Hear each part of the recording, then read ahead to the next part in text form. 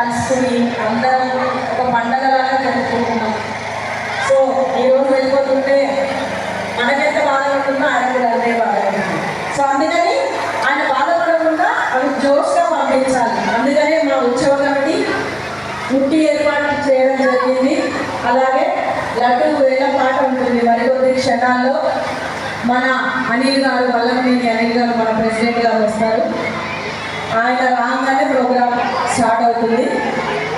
అలాగే ఈ 9 రోజులు 9 నవరాత్రులు గణనాథుని పూజ చేసుకుని ఎంతో వైభవంగా అభిషేకము ప్లస్ హోమము, అలాగే ఈరోజు అన్నదానం జరిగింది.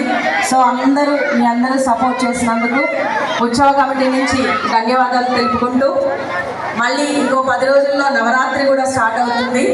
మీ అందరి సపోర్ట్ మళ్ళీ ఇలాగే కావాలని కోరుకుంటూ, పోయిన సంవత్సరం ఎంత బాగా అయితే జరిగిందో అలా ఆయన ప్రతి ఇయర్ పెరుగుకుంటూ వస్తున్నాడు. అలాగే మన ఎమ్మెల్యే కూడా దీంట్లో నివాసం ఉన్న ప్రతి ఒక్కరి జీవితాలు కూడా అలాగే పెరగాలని మనస్ఫూర్తిగా కోరుకుంటూ, ప్రతిసారి ఏదో ఒకటి ఏమున్నా ఏం జరిగినా గణనాథునికి పూజ చేయందే మనం ఏ పని స్టార్ట్ చేయము.